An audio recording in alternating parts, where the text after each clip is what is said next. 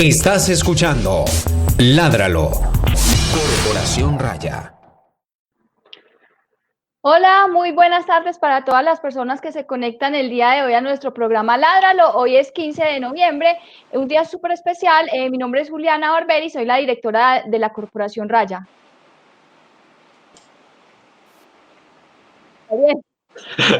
Hola a todos, yo soy Gabriel Chica, el abogado de Raya. Y el día de hoy tenemos como invitada a Catalina. Catalina es integrante de Raya, pero ella se ha tenido que retirar del programa Ládralo debido a que tiene una conexión de internet muy mala y hoy se tuvo que ir a pedir posada en otra casa para poder transmitir el programa del día de hoy. Cata, bienvenida otra vez al programa, muchas gracias por estar aquí. Muchas gracias por la invitación, muy feliz, esperemos que hoy funcione muy bien el internet de mi posada prestada, pero feliz de estar otra vez en Ladro y feliz con todas las noticias que les tenemos hoy. Bueno, antes de empezar, bueno, te voy a hacer las preguntas de rigor. ¿Cuáles son tus hobbies? ¿Qué te gusta hacer en tu tiempo libre? A sembrar matas, me gusta caminar con mis perros, me gusta leer el tarot y aprender magia. Bueno, ¿y cuál fue la última película que te viste? Pero usted ya sabía eso, me parece el Sí, colmo pero que no no estoy tenga la preparada. respuesta. No estoy preparada porque hace mucho tiempo no veo películas. La última serie que me vi, no, tampoco. Es que no ve que no tengo internet, entonces no veo ni No tiene películas, internet, ni series, ni Netflix, ni nada. no tiene nada, Sí. está completamente aislada del mundo de entretenimiento. Pero fue porque, sí, pero fue porque me trasladé de casa, y la mayoría de la gente no sabe, me trasladé de casa hace un mes y medio y por eso desde eso es que me tocó abandonar el programa. Pero Bueno, próximamente tendré internet. Bueno, saludo a las personas que están conectadas en este momento, a mi mamá, hola mami, gracias por conectarte, a Katia Sofía nos dice súper lindos, gracias, mi hermana también nos felicita y todas las personas que están ahí conectadas esperando que vamos a hablar un tema muy interesante hoy que tiene que ver con el cuidado de los gatos y la detección de una enfermedad que en mi concepto de ignorancia, pues eso es una enfermedad bastante compleja de manejar, que he visto pues como casos de animalitos muy enfermos por esto, pero ya vamos a hablar de eso. Pero antes tengo que hacer, supongo que muchas personas ya lo saben, pero las personas que no sepan, pues quiero hacer un anuncio muy importante y es que nuestro programa Ládralo, nuestro podcast, se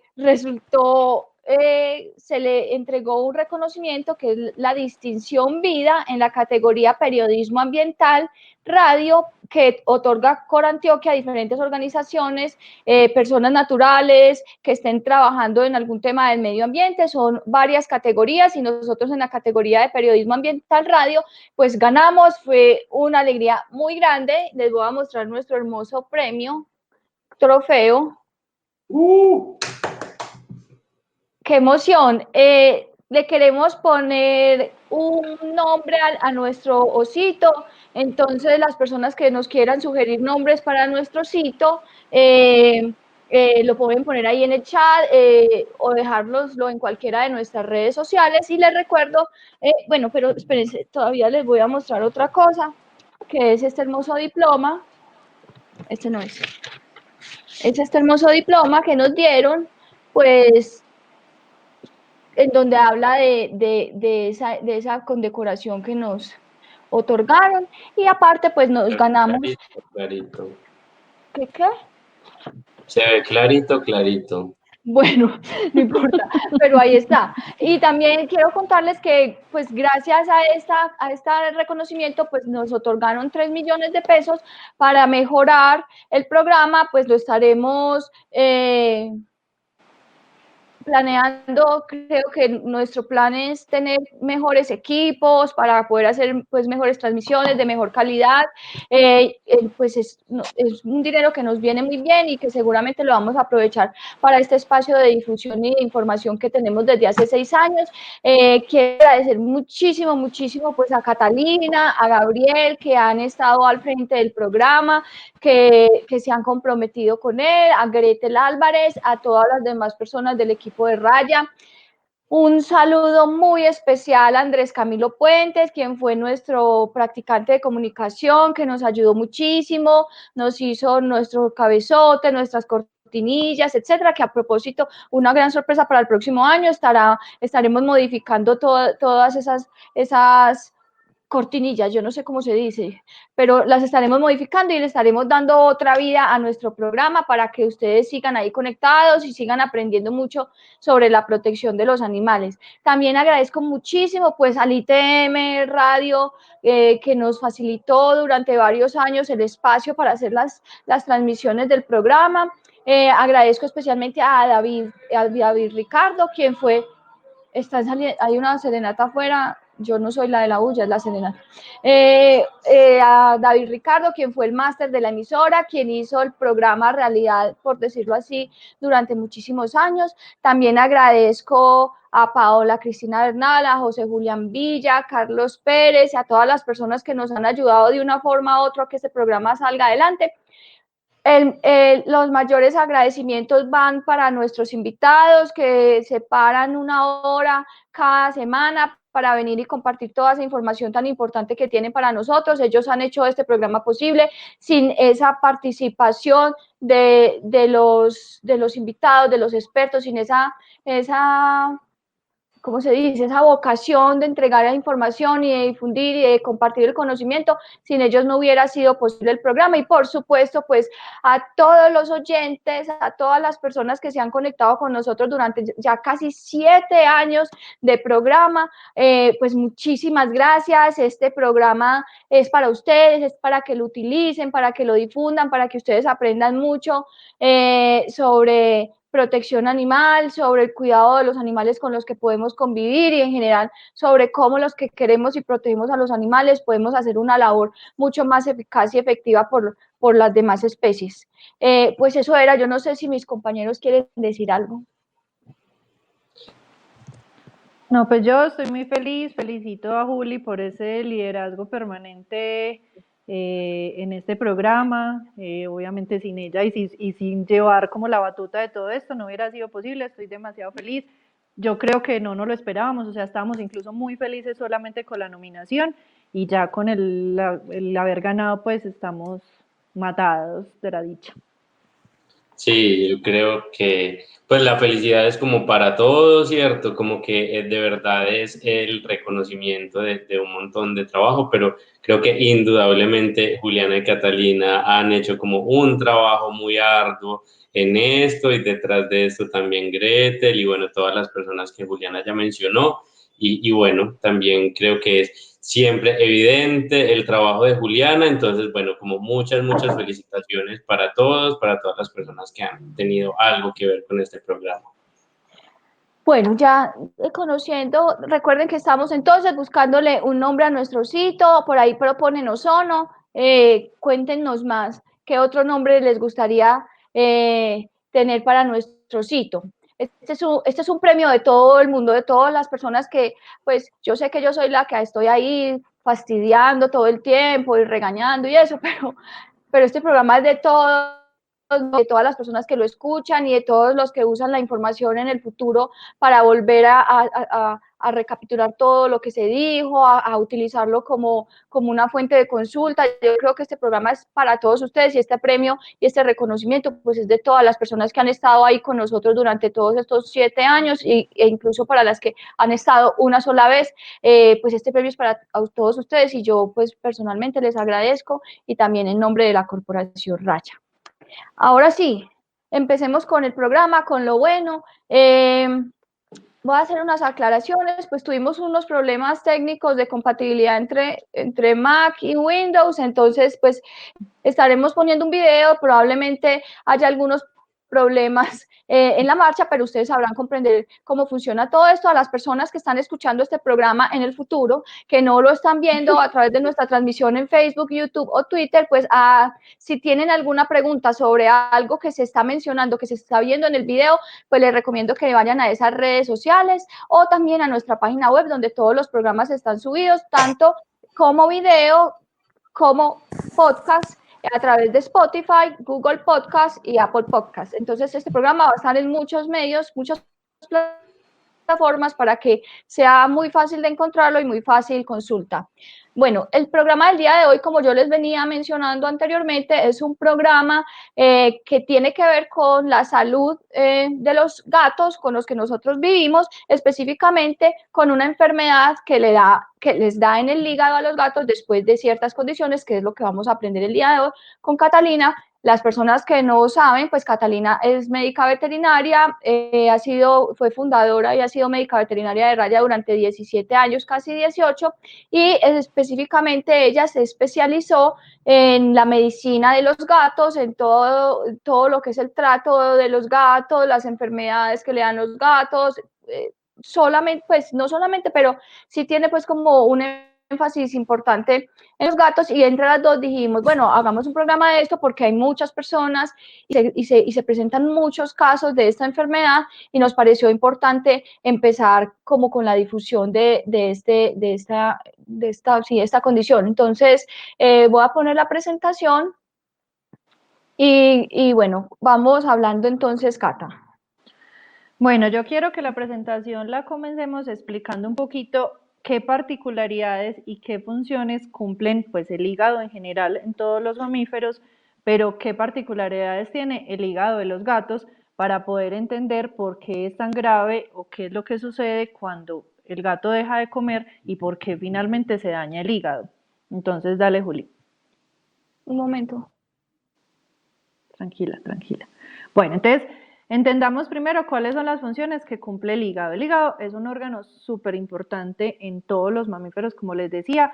Lo más importante es entender que es una glándula, que mucha gente no lo sabe, es la glándula más grande que tiene el cuerpo, incluso puede llegar a pesar el 3% del peso total de un animal.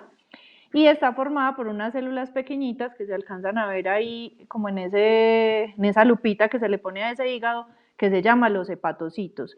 Esos hepatocitos cumplen funciones supremamente importantes, dentro de las cuales está la secreción, o sea, la producción y secreción de unas sustancias súper importantes como son las proteínas. ¿Qué hacen las proteínas como la albúmina? Ellas están en la sangre y son las que ayudan a transportar a todas partes las vitaminas, las hormonas, las enzimas, todo eso es transportado por esa albúmina, que es una proteína que produce y libera el hígado. Entonces de ahí estamos partiendo de una función súper importante. Lo otro es que participan en todos los factores de la coagulación. O sea, si el hígado no está funcionando adecuadamente, si el hepatocito, que es esa célula del hígado, no está funcionando adecuadamente, podemos tener graves problemas en la coagulación.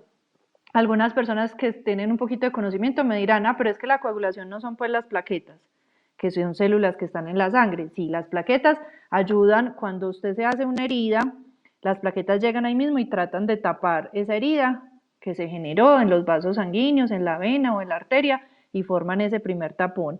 Pero luego hay unos factores de coagulación que son verdaderamente los que forman el coagulito y evitan que continuemos sangrando. Esos factores de coagulación son producidos también en el hígado. Adicional, participa y es el encargado de la producción de la bilis, que también es muy importante. La bilis, para los que no saben, se produce en el hígado y se almacena en la vesícula biliar, y es la que se encarga de poder hacer la digestión y absorción de las grasas cuando comemos pues, los alimentos grasos que llegan al intestino. Entonces la bilis se produce en el hígado, pasa a la vesícula biliar y luego es liberada en el intestino para que pueda hacer ese proceso de absorción de los ácidos grasos. Participa también en el metabolismo de los aminoácidos, que son los aminoácidos, son los que componen las proteínas, y también son los importantes en el momento en que uno consume el alimento. Finalmente, cuando el hígado hace el proceso de metabolismo, finalmente se liberan los aminoácidos, que son los que vamos a utilizar en todos los procesos celulares. Cumple también funciones inmunológicas, es decir, que participa en la producción de muchas sustancias que nos van a defender de enfermedades, en la desintoxicación. Todos los medicamentos, por ejemplo, que nosotros nos aplican o que tengamos que consumir, tienen que pasar por un proceso, pues una gran mayoría, por un proceso de metabolismo hepático para que no se queden acumulados en el cuerpo. Entonces son los que nos desintoxican. y produce la urea, que finalmente es el desecho que luego los riñones sacan del organismo a través de la orina. Adicional, cumplen una función en la mayoría de los mamíferos muy importante, que es el almacenamiento del glucógeno hepático. Es como que guardara en una alacena la energía que luego el cuerpo va a utilizar. Recordemos que la energía es glucosa, es la energía que se gasta normalmente en todos los procesos. El glucógeno es como un acúmulo de glucosa o un componente muy parecido a la glucosa que se puede almacenar en el hígado. Y ahí es donde viene la principal diferencia del hígado de los gatos. Dale, Juli, el video.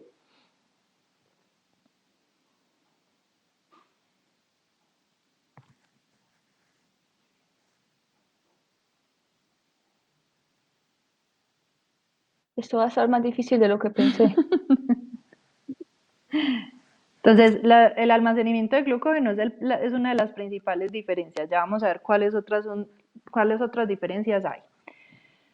Para entender esas diferencias tenemos que entender que es otra cosa que la gente de pronto confunde un poquito. Los gatos son carnívoros estrictos. ¿Qué quiere decir eso? Que los gatos obligatoriamente se tienen que alimentar de carne. El principal componente de los concentrados que utilizamos para alimentar los gatos el origen es carne, o sea, son carnívoros estrictos. Jamás puede existir un gato vegano. ¿Por qué? Porque ellos no producen ciertos aminoácidos que necesitan obligatoriamente para su funcionamiento y el funcionar normal de sus órganos, como son la taurina y la arginina. La taurina, por ejemplo, es súper importante en el proceso del funcionamiento del corazón. Un gato que no está consumiendo adecuadas cantidades de taurina es un gato que va a tener problemas de corazón, de una enfermedad que se llama una dilatación del corazón. Entonces, es súper importante entender que los gatos son obligatoriamente carnívoros, son carnívoros estrictos, y que tienen en su hígado un metabolismo deficiente de los carbohidratos. A diferencia de los perros y de los humanos, por ejemplo, nuestra principal fuente de energía son los carbohidratos. Son la fuente que utilizamos como de primero para poder producir glucosa, energía y poder funcionar todas nuestras células. Los gatos no tienen un buen metabolismo de los carbohidratos. Por eso, cuando consumen demasiados carbohidratos o dietas muy ricas en carbohidratos o dietas muy cargadas en carbohidratos, tienden a engordarse y tienden a tener problemas como la diabetes, que es una de las enfermedades que vamos a mencionar porque está muy acompañada de esa alteración del hígado. Entonces, hay que entender que a diferencia de otros mamíferos, los gatos tienen un metabolismo muy pobre o muy deficiente de los carbohidratos. Adicional, no tienen unas enzimas súper importantes como es la gluconiltransferasa. Eso suena muy enredado, pero finalmente lo que quiero que entiendan, y es una de las cosas que vamos a recalcar hoy, es los medicamentos y todos los alimentos que podemos utilizar en humanos y en otros animales no se pueden utilizar en los gatos, principalmente el paracetamol. El paracetamol es el componente o ¿cómo se dice? El componente pues principal del Dolex, del acetaminofén. Entonces, por eso es que ese componente, ese medicamento, intoxica a los gatos, porque no tiene esta enzima de gluconiltransferasa. Ese medicamento se acumula en el hígado, genera un daño en el hepatocito, que ya sabemos que es la célula que forma el hígado, la destruye y graves. Y también tienen problemas con las glucosinasas, que son otros procesos importantes en la producción de glucosa, que era lo que les mencionaba ahorita. Entonces, el hígado del gato no es capaz, cuando se movilizan carbohidratos, cuando se movilizan lípidos, no es capaz de hacer un buen proceso de producción de glucosa a partir de esto. Y esa es la principal diferencia que hace que un bajo consumo de alimento vaya a tener consecuencias graves en los procesos hepáticos y que vaya a dañar el hígado. Dale, Juli, por favor. Si Hola, hay preguntas, Cata. me cuentan. Páralo ahí un segundo, Sí, Juli. Cata, hay, digamos, una pregunta que no sé si las otras personas se las estarán haciendo, pero en ocasiones se escucha como de manera muy coloquial que las personas dicen como, ay, es que a los animales les podemos dar, pues, medicamentos que son similares para los humanos, ¿cierto? Y los que tienen más al alcance son precisamente esos, el acetaminofén, el Dolex, todo esto. Entonces, digamos, en concreto, esa intoxicación o ese daño que se le genera al gato, ¿qué efectos puede tener? ¿Cuáles pueden ser los síntomas? Como lo más inmediato, ¿qué pasaría en estos El casos? efecto es gravísimo porque destruye el hepatocito, o sea, destruye esa célula de la cual está formado el hígado y empieza a necrosar o a dañar partes del hígado.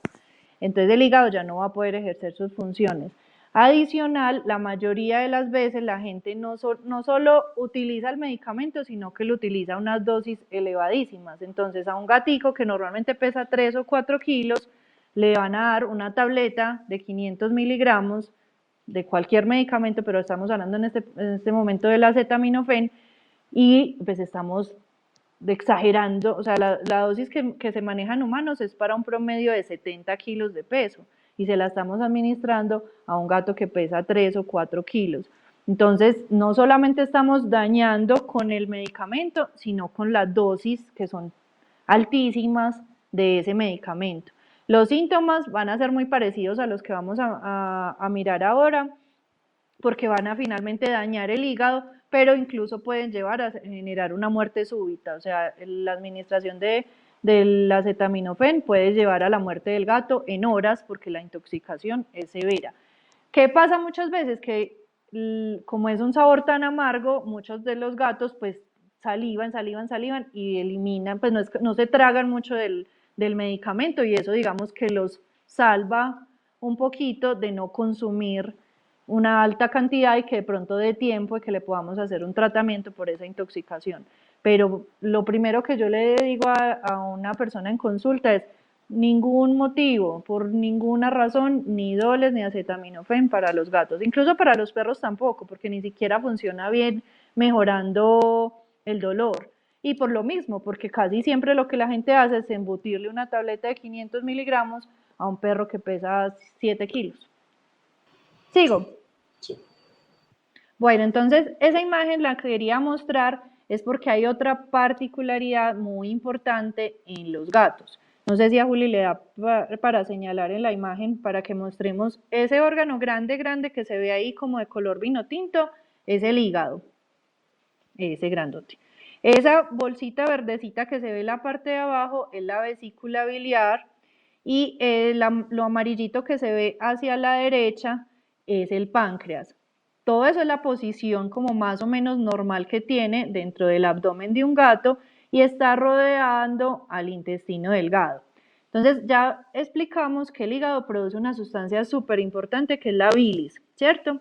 La bilis se produce en el hígado, pasa a esa bolsita verde que es la vesícula biliar y va saliendo a desembocar en el intestino para poder ejercer la función de absorción de los grasas que consume el gato.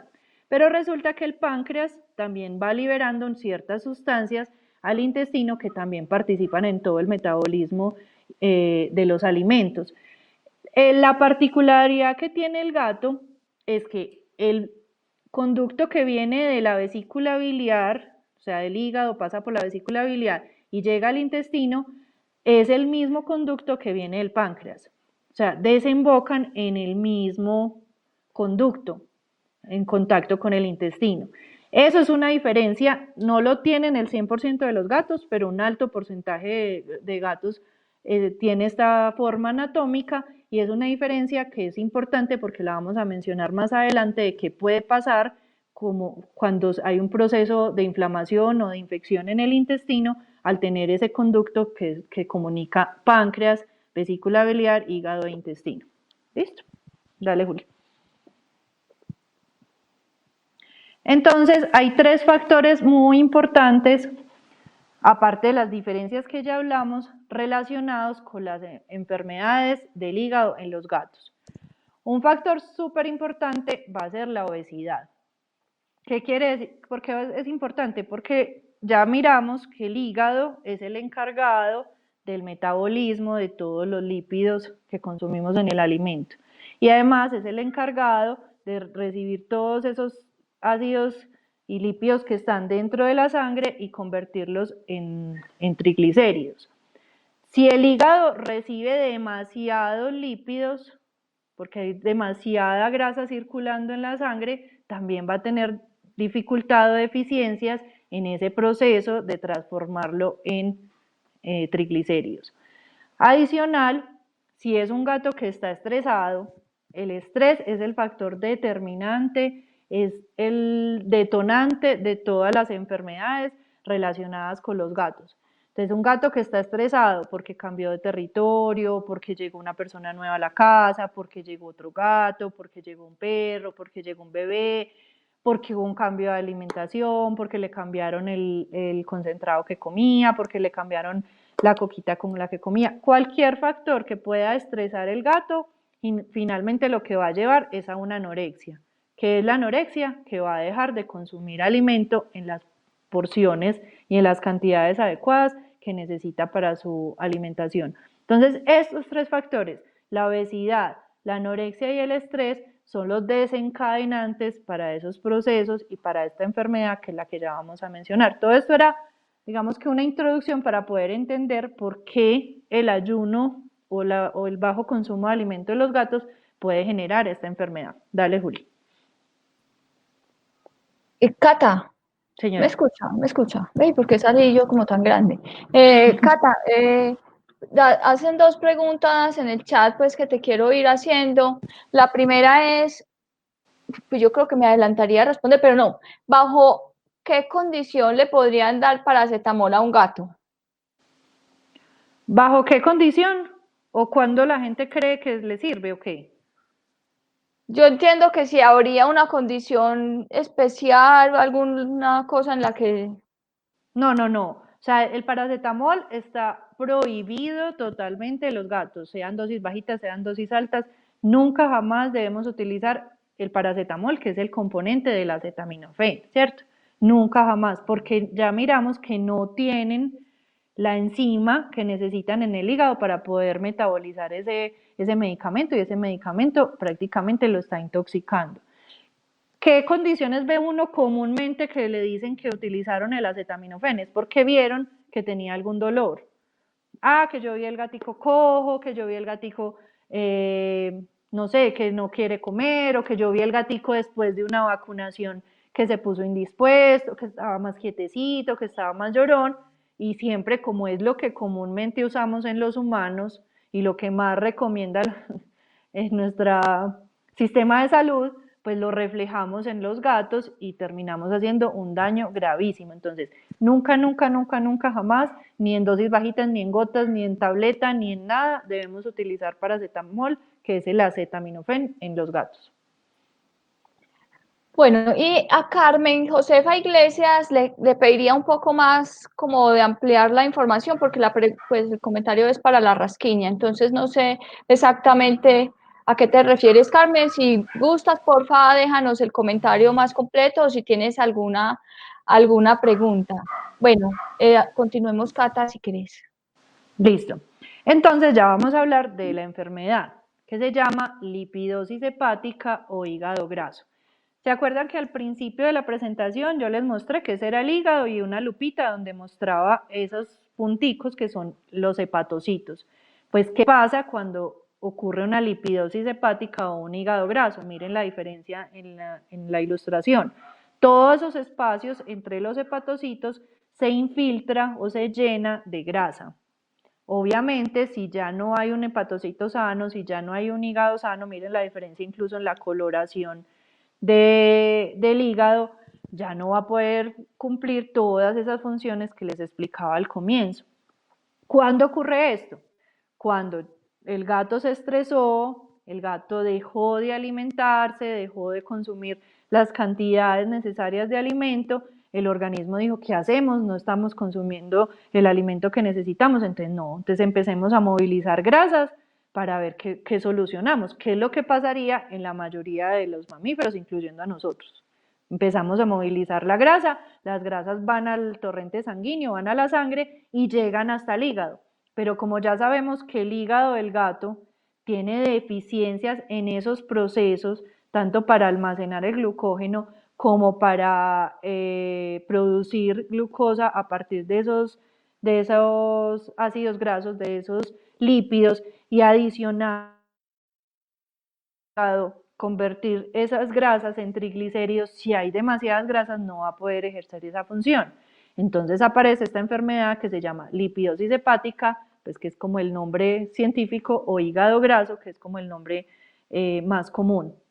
Pero resulta que vamos a tener entonces dos tipos de lipidosis hepática. La lipidosis hepática idiopática, que va a pasar simplemente porque ya teníamos el antecedente, que vimos las tres razones principales por las que se producía, que era un gato obeso, que ya había un gato obeso, que ya había un acúmulo de grasa, que ya había un hígado que no estaba logrando convertir toda esa grasa en triglicéridos. Entonces va a ocurrir una lipidosis hepática idiopática. Cuando nosotros los médicos mencionamos idiopática es porque no existe o no conocemos una causa que haya llevado a esa enfermedad. Pero eso es un porcentaje muy bajito. O sea, la lipidosis hepática idiopática es apenas el 5% de los casos. Casi siempre la lipidosis hepática es secundaria, porque casi siempre existe una enfermedad de base que hizo que el gato dejara de comer. Entonces, también es muy importante entender eso, que si uno en algún momento diagnostica o encuentra un gato con una lipidosis hepática, pues tiene que buscar qué fue la razón que llevó al gato a que dejara de consumir el alimento en las condiciones y en las cantidades necesarias. Porque si igual seguimos tratando el hígado y tratamos de recuperarlo y tratar de mejorar el hígado, pero no trabajamos en buscar y en mejorar y en solucionar cuál es la enfermedad primaria que llevó a eso, pues no vamos a tener una mejoría. Entonces, el 95% de los casos de lipidosis hepática es secundaria. Y es importante de reconocer qué fue el detonante. A veces es solo el estrés.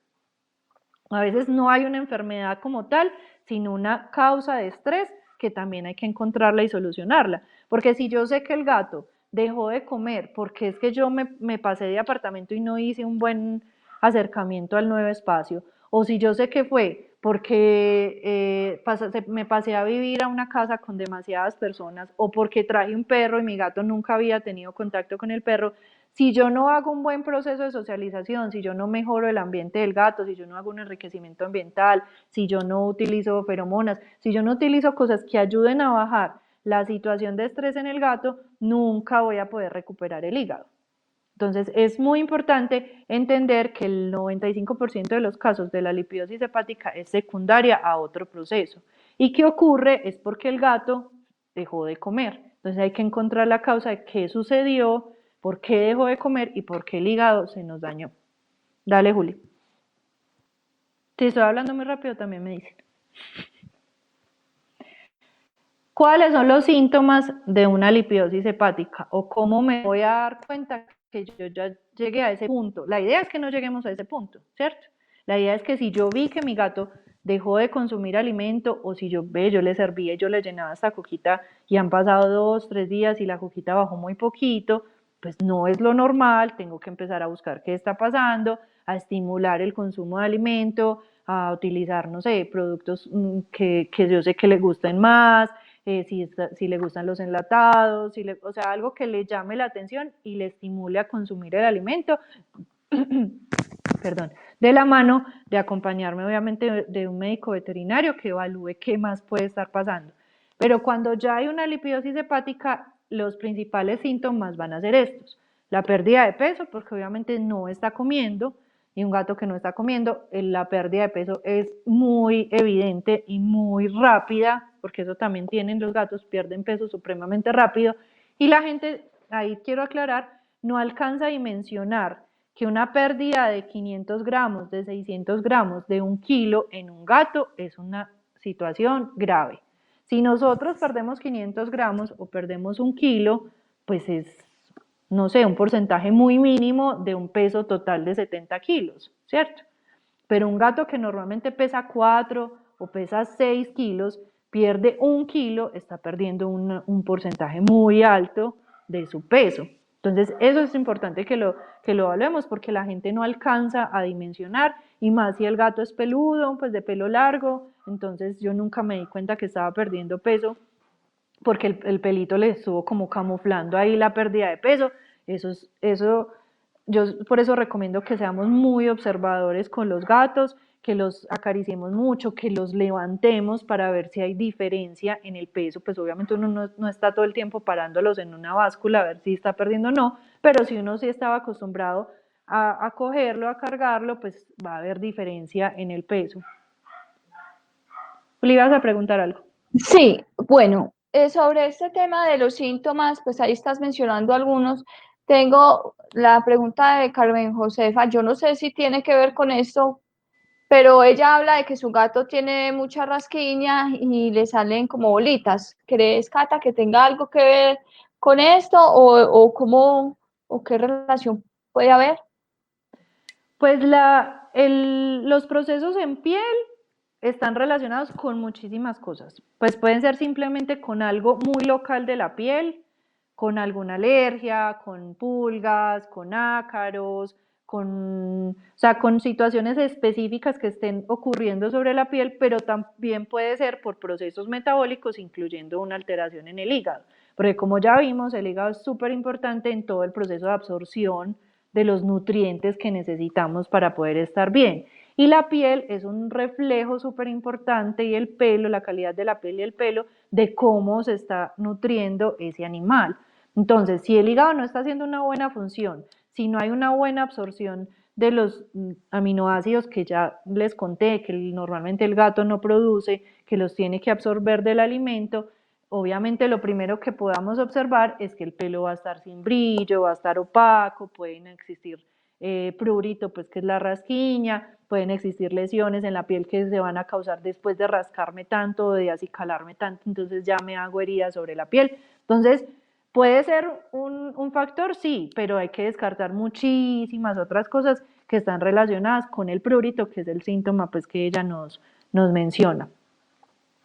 Bueno, adicional a la pérdida de peso, pues obviamente el gato va a estar decaído porque va a ser un ciclo totalmente completo, pues no como, no tengo energía, estoy decaído, estoy indispuesto, mi hígado se está dañando, además no como y vuelvo y hago, o sea, todo el tiempo va a estar pasando lo mismo, y finalmente el decaimiento es un gato que va a estar muy quieto, que no va a tener energía para jugar, para trepar, para saltar, que va a estar normalmente en un mismo punto. Y sobre eso vamos a hablar un poquito más adelante porque quiero que aprendamos a reconocer cómo se evidencian un gato con dolor o un gato indispuesto, un gato con malestar. Y un factor súper importante que es la ictericia, que es lo que estamos viendo. La ictericia es ese pigmento amarillo que vamos a ver en las encías, en la nariz, en la esclera, que es la parte blanca del ojo, y en los espacios de piel que están desprovistos, que no tienen tanto pelo, como es las orejas, las entraditas de acá, el abdomen. Toda esa coloración amarilla es porque tenemos un daño grave en ese proceso que debería estar haciendo el hígado, y es un indicativo de que hay una falla y un daño en el hígado. Entonces, son síntomas a los cuales, pues obviamente ya están indicando una enfermedad avanzada. Acuérdense que al principio les decía, la idea no es llegar hasta allá, la idea es evitar que el hígado se nos dañe, pues estimulando que el gato consuma alimento. Pero si ya estamos viendo estos síntomas, pues es una urgencia y tenemos que consultar de manera inmediata. Dale, Juli.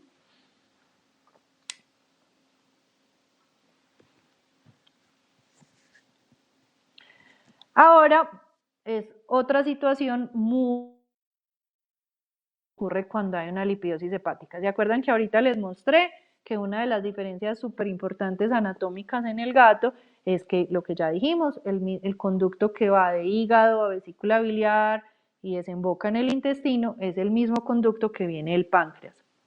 Entonces, ¿qué pasa si el hígado tiene una alteración? Normalmente, si hay una alteración, va a generar un proceso inflamatorio también en el páncreas y también en el intestino. O si al contrario, yo tengo una enteritis, que es una inflamación en el intestino, normalmente ese proceso inflamatorio va a viajar de manera muy fácil al páncreas a causar una pancreatitis o al hígado a causar un proceso inflamatorio. Entonces, por eso en los gatos hablamos de un síndrome que se llama la triaditis, que serían 3 enfermedades al tiempo: hepatitis, pancreatitis, enteritis, que sería la inflamación de esos 3 órganos que están comunicados por el mismo conducto. Esto es importante también entenderlo porque casi siempre la triaditis es causante de una lipidosis hepática. Inicialmente la triaditis se puede causar o puede haber sucedido porque hay una infección o un proceso inflamatorio en el intestino. Esas bacterias viajaron al páncreas, causaron una pancreatitis, que la pancreatitis causa mucho dolor, y pues el gato finalmente no comió y adicional seguían avanzando las bacterias, seguía avanzando el proceso inflamatorio y llega también al hígado. Entonces la triaditis es una enfermedad muy común y casi siempre termina o da como consecuencia una lipidosis hepática. Esto es una particularidad anatómica que tiene un alto porcentaje de los gatos. No es un 100% porque se han encontrado gatos que no tienen este mismo conducto, pero un alto porcentaje. Lo común es que el gato tenga un mismo conducto para hígado, vesícula biliar, páncreas y que desemboque en el intestino. Sigue. Y aquí es donde quiero que observemos cómo se ve o qué patrones o qué facciones o qué puede reconocer uno en un gato con dolor. En este primero quiero que observen los bigotes en las 3 fotos. En la foto del gato negro, en la foto del gato amarillo, en la foto del gato Tavi, pues, o el rayadito que tenemos a la mano derecha de la pantalla. ¿Ven la diferencia en la posición de los bigotes? Miren que en el gato negro los bigotes están relajados, van hacia abajo, no tienen ningún tipo de tensión. En el gato amarillo ya se ven un poquito más hacia los lados. Miren que la gráfica de abajo les muestra un poquito más la diferencia de la posición de los bigotes. Y en el último, pues en el gato de toda la derecha, pues los bigotes están totalmente erizados, rectos y están separados de la carita, o sea, van como hacia adelante. ¿Cuál? Y ahí quiero que me conteste Juli y Gabriel. ¿Cuál creen ustedes que es un gato que tenga dolor? Yo voto por el de la derecha. Sí. Por el tercero. Pero el de la mitad también se ve como muy adolorido. El de la mitad se ve maluquito, pero el de la derecha sí se ve como destruido por completo. Totalmente cierto. El gato negro con blanco es un gato que está relajado, está tranquilo, no tiene ningún dolor. El gato amarillo, el gato de la mitad, pues evidentemente, digamos que no es un dolor severo, pero ya tiene una molestia. Miren que cambia incluso la pupila, también se le dilata. Ya vamos a ver otras características en la siguiente foto, pero el gato de la derecha, pues el tercero, pues evidentemente tiene dolor. Entonces miren solamente la posición de los bigotes, cómo puede evidenciar que hay dolor. Sigue, Juli. Miremos en estos 3 la posición de los ojos. Miren la diferencia. Ni siquiera la pupila, o sea, solo lo abierto o cerrados que van los ojitos.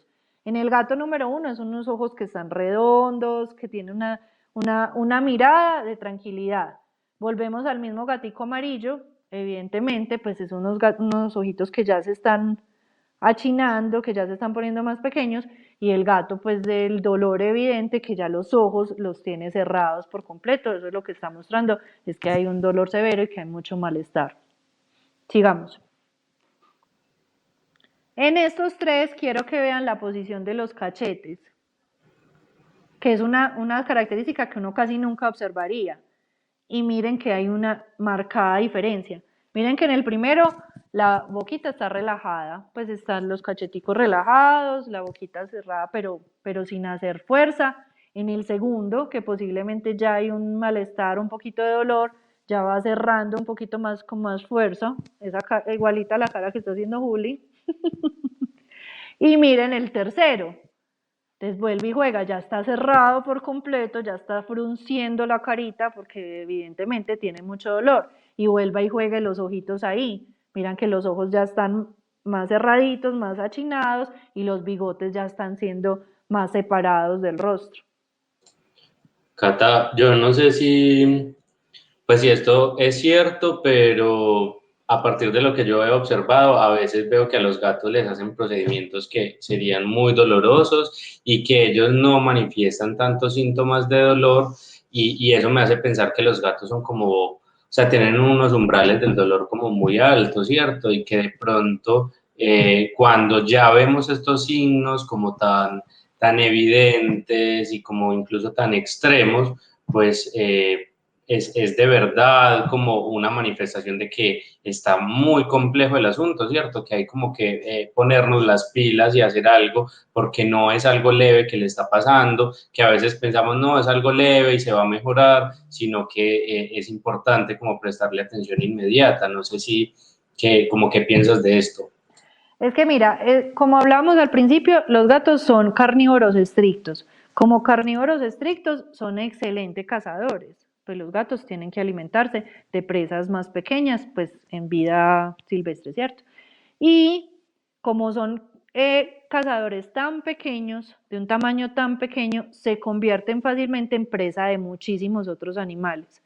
Esa condición hace que el gato esconda gran parte de su enfermedad y que por eso tienda incluso a esconderse cuando se siente incómodo, cuando se siente indispuesto. Entonces por eso la gente dice, bueno, es que él no ha salido hoy del closet, pero les parece normal, o está metido bajo de la cama. Eso lo que está evidenciando es que algo está pasando, que hay algún malestar, que se sienten incómodos, pero no voy a manifestar ese dolor o esa incomodidad porque entonces voy a ser una presa fácil para mis depredadores, ¿cierto?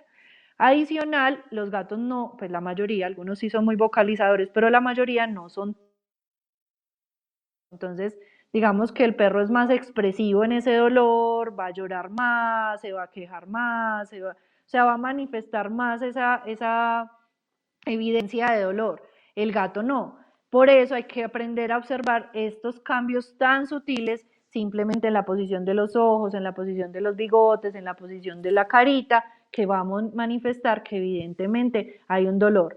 Ellos tienen umbrales del dolor, digamos, sí distintos, pero incluso algunos son hasta más sensibles o más bajos o toleran menos dolores, por ejemplo, en el dolor de la cavidad oral. Uno ve a perritos que tristemente no le hacen una adecuada limpieza dental, no le hacen de manera preventiva una profilaxis y literal pues les bailan los dientes y son como si nada, comiendo, jugando, mientras que un gato con una lesión mínima en boca es un gato que inmediatamente manifiesta su inconfort, pues su malestar y deja de comer. Entonces no son buenos soportando dolores como los dolores pues en boca, pero sí esconden mucho el dolor y la enfermedad. Entonces, por esto es que quería, incluso era como un paréntesis, no, porque esto no lo vamos a aplicar solamente a una alteración en el hígado, sino a cualquier causa de dolor, cualquier patología, cualquier enfermedad, cualquier situación que esté causando dolor, es que la gente aprenda a observar esa posición o esas facciones o esas características de la carita que le permita evidenciar que el gato algo tiene y que inmediatamente consulte. Entonces miren la diferencia en esos tres, miren que no es tan marcada como en la otra que veíamos, tan diferente los ojos, por ejemplo, aquí la diferencia es más mínima, pero sí hay una pues, diferencia solamente en la fuerza o en lo rígido que se pone la boca pues y como la parte de abajo del hocico. Sigue Juli, por favor. Y en este quiero que vean la diferencia en las orejas. La posición de las orejas también es muy indicativo de que algo está sucediendo. A veces no solamente dolor, a veces también es que están bravos, que están inconformes con la situación. Miren que las orejas del primer gatico que está relajado son orejas que están paraditas, tranquilas. El segundo ya las está haciendo un poquito hacia los lados, vuelve y juega la pupila dilatada, vuelve y juega las facciones de ese gato. Y el tercero, pues que es el del dolor evidente, miren que las orejas ya se van mucho más hacia los laterales, ¿cierto? Sigue. Oíste, Cata, ese paciente, ese gato a la derecha es paciente tuyo, siento mucha lástima por él. No, ese no es paciente mío, estas gráficas las obtuve pues como de unos profesores y sí, es evidente pues el dolor y el malestar que tiene ese gato es, pues uno ahí mismo le da como el dolor ajeno, ¿cierto? Como fue pucha, pues qué pecado. Bueno, ¿cómo vamos a diagnosticar que hay una alteración en el hígado de los gatos? Nos van a acompañar pues ya todo lo que veníamos hablando, una buena anamnesis. ¿Qué es una anamnesis? Es todas las preguntas que uno como veterinario puede hacerle al humano responsable de ese animal, el que convive todos los días con él. Eso es una anamnesis adecuada para encontrar en qué momento el gato dejó de comer y cuál fue la situación o la causa para que ese gato pues dejara de comer y se alterara el hígado, porque recordemos que solo el 5% es simplemente porque sí, porque se dañó el hígado. El 95% tiene una causa secundaria, pues una causa primaria que hizo que este daño hepático fuera una causa secundaria.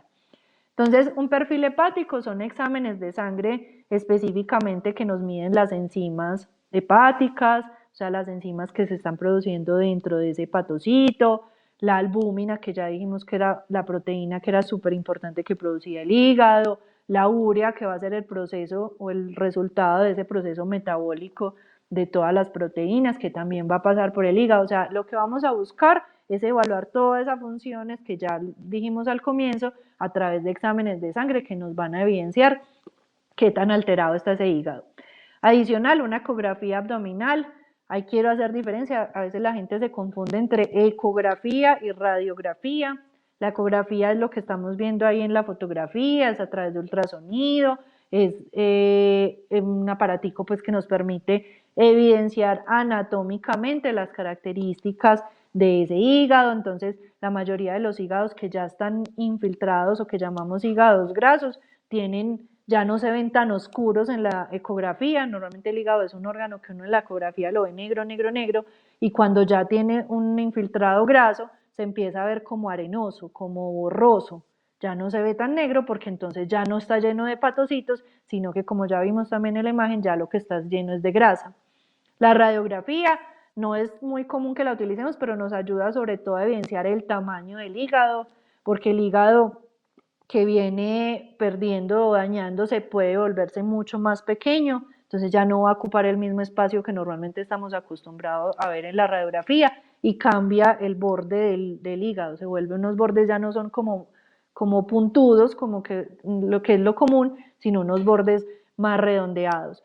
Y pues un diagnóstico que va a ser mucho más específico sería una biopsia de hígado, o sea, entrar sea por la parotomía, pues que es abrir la cavidad abdominal, o sea por una punción ecoguiada, a sacar un pedacito de ese hígado y mandarlo a analizar para que nos diga qué tan alterado está la anatomía de ese hígado, qué tan infiltrado está por la grasa. Entonces, toda esta información finalmente nos va a llevar a encontrar, pues no solamente el diagnóstico, sino también el pronóstico. O sea, qué tan alterado está y qué tantas posibilidades tenemos de recuperar ese hígado.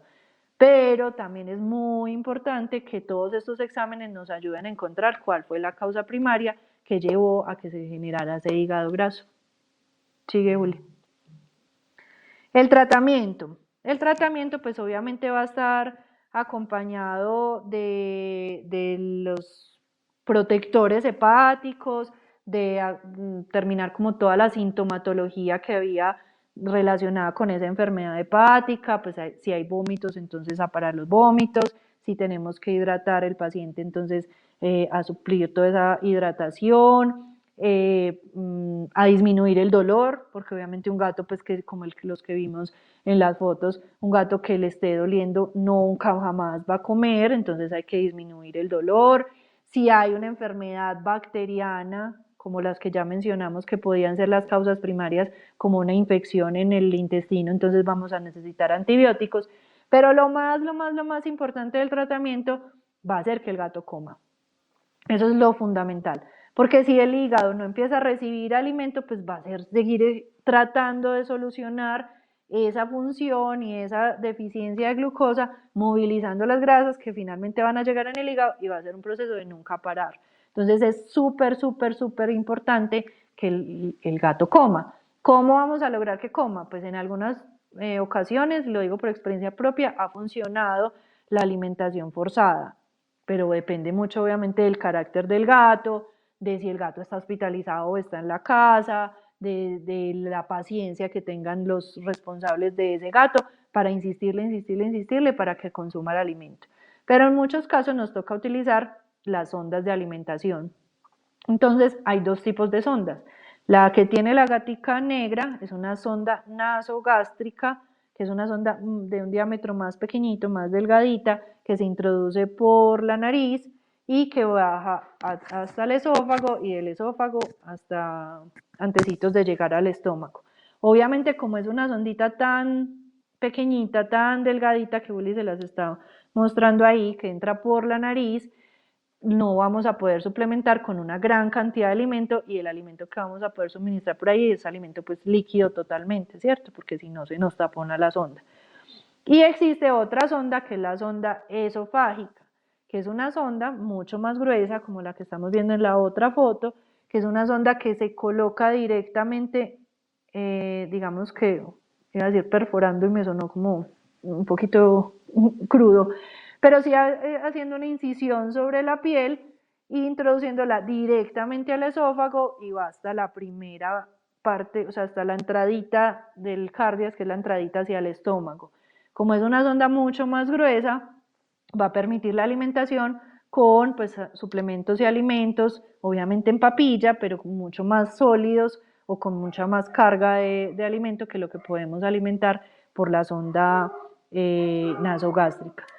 ¿Esto por qué sucede? Porque es indispensable, es fundamental, es súper importante que el gato consuma alimento. Entonces, si no logramos que se mejoren los síntomas, no logramos que el gato se relaje, que el gato se tranquilice y arranque a comer solito, pues esta es la alternativa siguiente: la colocación de una sonda nasogástrica o de una sonda esofágica.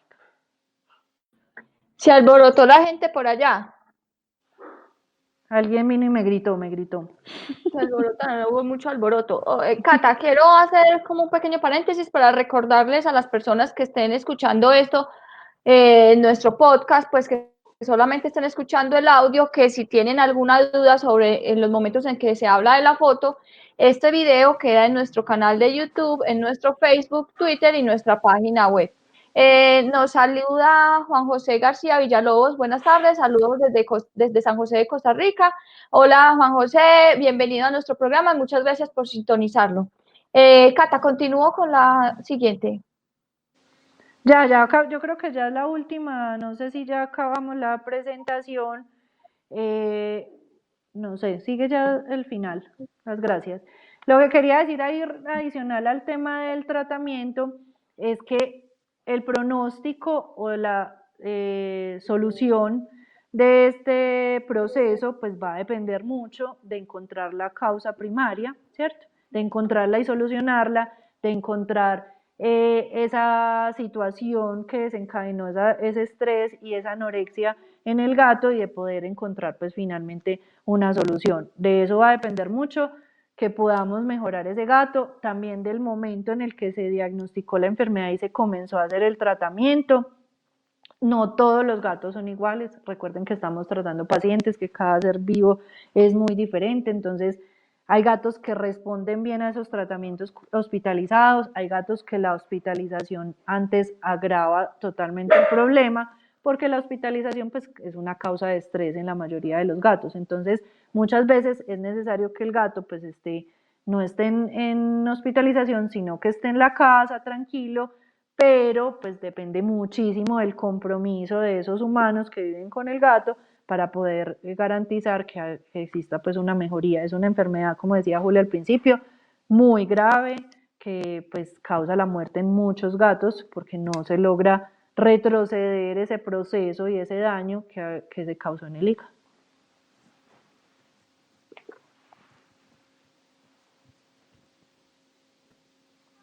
Perdón, estaba estornudando. Cata, preguntan, ¿cuál es como la expectativa de recuperación que hay frente a esta enfermedad? Es decir, ¿se mejoran? ¿Hay esperanza? ¿O definitivamente todos los animalitos, gaticos que les dé lipidosis hepática o hígado graso, pues se mueren? No, no todos se mueren. Yo he tenido varios pacientes que hemos logrado sacar, pero no es una enfermedad fácil de superar. Realmente no es una enfermedad fácil. Algunos ni siquiera toleran la sonda, entonces no reciben alimento, pero tampoco toleran la sonda. La sonda les da náuseas todo el tiempo, les genera molestias, entonces toca retirarla. Aún así no consumen alimento, entonces mientras no arranquen a comer, digamos que el pronóstico cada vez va a ser peor. Entonces va a depender mucho de cada paciente, de cada familia que esté acompañando a ese paciente, por lo que te digo, o sea, yo les voy a hablar de la experiencia. Yo tuve un paciente con lipidosis hepática que el señor literal se quedó 20 días en la casa sin salir a ninguna parte porque el gato era supremamente complicado, agresivo, no podía estar hospitalizado y solo le respondía a la alimentación que el señor pudiera ofrecerle. Entonces no le colocamos sonda de alimentación, pero literal el señor todo el día le insistía con alimento, lo forzaba a comer, lo paladeaba, que llamamos nosotros, que es literal meter la comida en la boca, untársela en el paladar para que ellos arranquen a comer y lo logramos recuperar y el gato en este momento está vivo. Pero ¿de qué dependió? De que el señor se comprometió totalmente a obligar. Entonces no es solamente lo que el veterinario o los veterinarios podamos hacer. Yo lo acompañé en el proceso de hidratarlo, de mejorar los síntomas, de utilizar protectores que nos ayuden a disminuir ese proceso en el hígado, pero va a depender totalmente de ese acompañamiento de la familia y de que cada individuo pues reacciona de manera diferente. Como también he conocido gaticos que no se recuperan. No se recuperan porque no arrancan a comer, porque la alimentación por sonda es muy difícil, porque vomitan, entonces nunca logran compensar ese daño que ya se hizo en el hígado. Entonces es una enfermedad bastante complicada, si estamos hablando de costos es bastante costosa también y creo que podemos evitarla si nos ponemos juiciosos a evaluar qué está pasando, por qué mi gato bajó el consumo de alimento y evitar llegar a ese punto donde ya hace daño el hígado y al contrario, pues entonces consultar de manera oportuna y estimular el consumo de alimentos. O sea, no es normal, y se lo digo a todo el mundo, un gato no debe pasar más de 24 horas sin comer. Cata, bueno, y nos has hablado un poco como de esos signos, esos síntomas, también de cómo tratarlo, ¿cierto? Y no sé si podríamos, como para finalizar, dar un pequeño resumen de como algunos hábitos que propicien como esa salud del hígado de los gatos y que vayan a evitar que lleguen como a ese punto, ¿cierto? No sé también si unos alimentos pueden ser más dañinos que otros, ese tipo de cosas como tan cotidianas que pueden ser útiles para quienes están viendo nuestra transmisión. ¿Sabes qué creo que es muy importante? Primero, no hacer cambios bruscos de alimentación. La gente también es muy partidaria de meterse como esas conceptos tan humanos de que el gato se aburrió de esta comida o se va a aburrir de todos los días del mismo sabor y entonces hoy fui al supermercado y le compré este y en 3 días le compré el otro y todos los días cambiando ese alimento. Los gatos son muy controladores y muy estrictos en el tema de sabores. Puede ser el alimento más delicioso y el gato no gustarle. Y no gustarle no es como el perro que muchas veces uno dice, no, no quiso comer, pues déjeselo ahí servido que tarde que temprano va a comer. El gato no. Puede tener mucha hambre, muchísima, pero si ese alimento que está servido no le gustó, no va a comer. Entonces esos cambios bruscos de alimentación los tenemos que evitar con los gatos. Si vemos que el gato está comiendo bien, que ese alimento le gustó, que no hay ningún problema, que tiene una buena digestión, no hagamos esos cambios bruscos de alimentación. Lo otro es enseñarlos desde muy temprana edad, desde los primeros meses de vida, a consumir alimentos húmedos, como los enlatados, como los sobrecitos, pues esos alimentos húmedos que son mucho más palatables o que tienen mayor gusto, que se pueden incluso calentar y huelen mucho más. Recuerden que el gusto del gato depende del olfato, entonces lo que me huele rico es lo que yo voy a consumir, y normalmente las presas que comería un gato son unas presas que están tibias, pues, y que tienen mucho sabor. Entonces, acostumbrarlos desde muy temprana edad al consumo de ese sabor y de esa textura diferente, porque eso nos va a facilitar si en algún momento hay alguna enfermedad o hay alguna situación que los esté obligando a bajar el consumo, o que se sientan indispuestos y no quieran el concentrado, pues logremos que coman otras cosas más ricas o más palatables o más llamativas. Pero es muy difícil cuando el gato nunca ha probado eso, y cuando ya se lo vas a ofrecer a un gato adulto, ya no le gusta, ya no le llama la atención y ya no lo consume. Entonces es más difícil estimular el alimento en ellos. Cata, hay dos preguntas. La primera, muy relacionada con lo que estás diciendo, los gatos se alimentan con horarios. Y el segundo es un comentario de Patricia Figueroa que dice: muy buen programa, estoy analizando mis gatos por lo que has contado y es muy interesante toda la información. Muchísimas gracias, Patricia, por escuchar el programa. Muchísimas gracias, Patricia. Y los gatos no se alimentan por horarios. Los gatos tienen una capacidad gástrica muy pequeña, un estomaguito muy pequeño. Un gato cazaría hasta 20 presas en el día. Entonces no vamos a poder garantizar estar 20 veces en 24 horas ofreciéndole alimento. Y además que le vamos a ofrecer un poquito y él no lo va a querer todo y va a volver a la hora o a las 2 horas. Entonces mi recomendación, desde mi experiencia, desde todo lo que he estudiado en medicina interna felina, es que los gatos tienen que tener comida a disposición, siempre. Obviamente no comida en exceso, porque vamos a llevar a la obesidad, que ya vimos que la obesidad es un factor determinante en la lipidiosis hepática.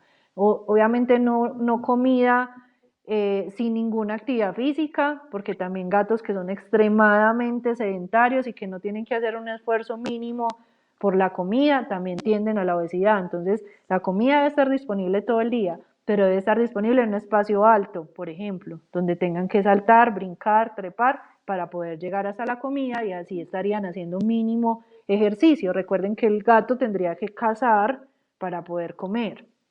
Entonces, que lo estimulemos a ejercitarse mínimamente para poder consumir la comida, pero no por horarios. La comida tiene que estar disponible 24 horas. Cata, una pregunta que hay aquí en el chat. ¿A los gatos se les puede dar carne como la comprada en la carnicería? La Corporación Raya promueve el veganismo 100%, no en los gatos, pero en las personas. Sí, no en los gatos, nunca jamás los gatos pueden ser veganos. Las personas sí podemos ser veganas, debemos ser veganas. Sí, lo que pasa es que la gente, pues normalmente la carne que consume es carne de res, y pues no hay gatos comiendo vaca, ¿cierto? Entonces la carne de res pues no es la ideal para alimentar un gato, y no todo lo que van a consumir, es decir, es que yo acostumbré a mi gato a comer pollo, pero pues usted no compra, o normalmente pues en una familia no se compra un pollo entero, entonces no le van a estar dando vísceras, no le están dando hueso, no le están dando carne, y si no se suplementa todo eso, pues no va a garantizar que obtenga todos esos aminoácidos y esos componentes que tienen los concentrados. Entonces, ¿se puede utilizar? Sí. Incluso nosotros tenemos un programa muy chévere con Alejandro, que es el del taller BARF, que lo pueden buscar ahí en los primeros Ládralos, ¿te acuerdas, Juli? Que él nos hablaba mucho de esa dieta en gatos, y él incluso a sus gatos consumen la dieta, sus perros consumen la dieta cruda, y sus gatos tienen que además suplementarlo con concentrado, porque el gato casi nunca se come todo lo que se necesita, entonces no come víscera o no come toda la porción, y eso dificulta muchísimo pues el utilizar este tipo de dietas en los gatos.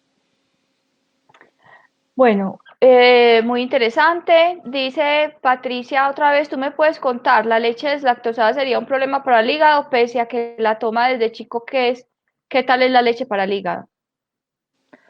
Los únicos mamíferos, tristemente, que seguimos tomando leche después del destete somos los humanos, y ni siquiera la leche propia. Estamos tomando leche de otro mamífero. Entonces, como una costumbre o ¿cómo se dice? Es como una cosa que se quedó como en la tradición de que entonces el perro come huesos y el gato toma leche, pero el gato pues no necesitó la leche de su mamá gata mientras estuvo los 3 primeros meses de vida alimentándose de ella. De resto, no necesitan la lactosa sí puede ser muy pesada, lo mismo que sucede en humanos, inflama muchísimo, así sea pues deslactosada, obviamente todo ese resto de componentes que tiene la leche no es lo ideal. Que ya se la han dado, pues sí, que muchos gatos son de hábitos y la piden y la exigen y se paran en la nevera y lloran, sí, también pasa, pero entre menos se la administremos mucho mejor, entre cada vez sea más agua que leche mucho mejor, mientras le quitan la costumbre. Los gatos aprenden por habituación y por deshabituación, entonces se pueden deshabituar a un hábito que ya tenían y aprender otro, o sea, no es imposible, solamente es de proponérselo. Entonces, eso no la necesitan, sí puede generar procesos inflamatorios, puede generar alteraciones hepáticas cuando se toma en exceso. Bueno, yo creo que en el chat no hay más preguntas, la información estuvo, perdón, muy completa. Las personas que tengan alguna pregunta o que quieran contactarte, Cata, pueden hacerlo a través de tu celular, el WhatsApp está ahí en la pantalla, 317-649-0682, o a través del Instagram, en donde la encuentran como Catalina Yepes, MB de vaca o de médico veterinario, Catalina Yepes, MB. Ahí pueden contactarla si tienen preguntas, si tienen dudas o si quieren, pues, una consulta con Catalina, ahí pueden contactarla.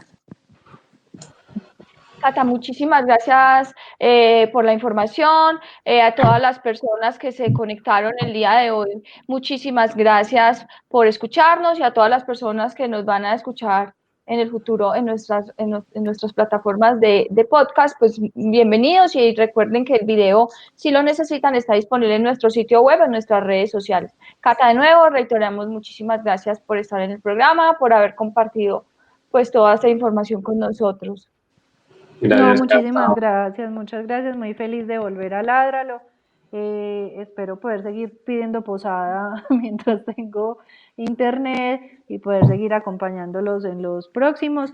Espero que hayan aprendido pues de la información que dimos hoy, pues espero haber sido también lo más clara posible, aunque era información de pronto a veces muy pesada, de pronto para la gente que no conoce medicina, traté de hacerlo lo más sencillo posible para que vieran la gravedad de esta enfermedad y lo importante que es tener en cuenta los hábitos alimenticios en nuestros gatos. Les recuerdo que estamos en búsqueda de un nombre para nuestro sitio. Las personas que nos quieran dejar el nombre lo pueden hacer en los comentarios o en nuestras redes. Estamos buscando nombre para nuestro sitio que nos ganamos en nuestro programa Ládralo. Gabriel, muchas gracias por estar aquí, por el programa y a todas las personas que se conectaron con nuestro programa el día de hoy. Muchas gracias y el próximo domingo, ya nos quedan solo 2 programas en este año. El próximo domingo nos volveremos a encontrar aquí con otro tema de interés para los que queremos y protegemos a los animales. Muchas gracias y hasta luego.